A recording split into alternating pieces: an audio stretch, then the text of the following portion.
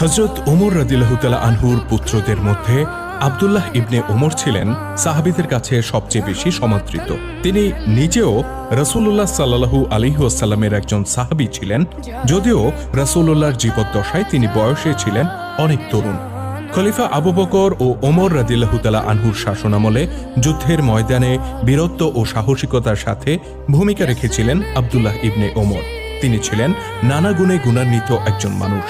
ওমর রাদিয়াল্লাহু তাআলা আনহুর মৃত্যুর সময় কেউ কেউ আব্দুল্লাহকে পরবর্তী খলিফা হিসেবে নির্বাচিত করার পরামর্শ দিয়েছিলেন। এ থেকেই অনুমান করা যায় সাহাবীদের মধ্যে তিনি কতটা সমাদৃত ছিলেন। কিন্তু আশ্চর্যের বিষয় হচ্ছে, হযরত ওমর রাদিয়াল্লাহু তাআলা আনহু একবার এক ঘটনায় পুত্র আব্দুল্লাহর মুখ দেখা এবং তার সাথে কথা বলা বন্ধ করে দিয়েছিলেন। প্রশ্ন হচ্ছে, পুত্রদের মধ্যে সবচেয়ে প্রিয় যে, তার প্রতি ওমর রাদিয়াল্লাহু তাআলা আনহু কেন এতটা অভিমান করেছিলেন? কি অপরাধ করেছিলেন আব্দুল্লাহ ইবনে ওমর?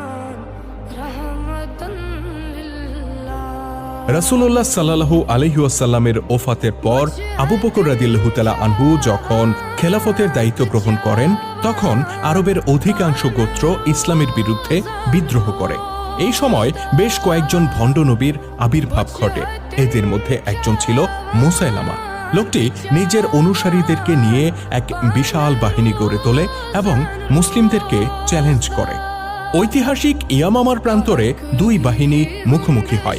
এই যুদ্ধে মুসলিম বাহিনীতে যারা যোগ দিয়েছিলেন তাদের অধিকাংশই ছিলেন রাসূলুল্লাহর ঘনিষ্ঠ সাহাবী।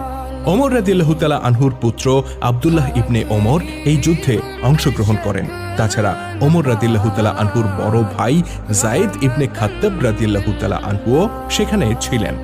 যুদ্ধে মুসলিম বাহিনীর সর্বাধিনায়ক ছিলেন হযরত খালিদ বিন ওয়ালিদ রাদিয়াল্লাহু তাআলা আনহু।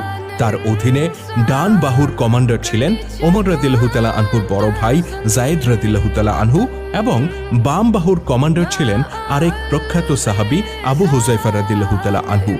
তারা দুজনেই ছিলেন একেবারে প্রাথমিক সময়ে ইসলাম গ্রহণকারী নির্যাতিত সাহাবী। ওমর রাদিয়াল্লাহু তাআলা আনহুর বড় ভাই যায়েদ ইবনে খাত্তাব এই যুদ্ধে অসাধারণ বীরত্বের পরিচয় দেন।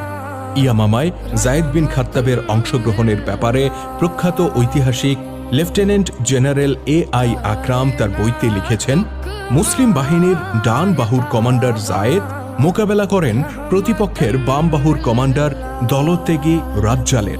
তাকে জাহান্নামের আগুন থেকে রক্ষার জন্য যায়েদ আহ্বান জানান, ওহে রাজ্জাল, তুমি সত্য বিশ্বাস ত্যাগ করেছ, প্রত্যাবর্তন করো, আর তা হবে অধিক মহৎ ও সৎ।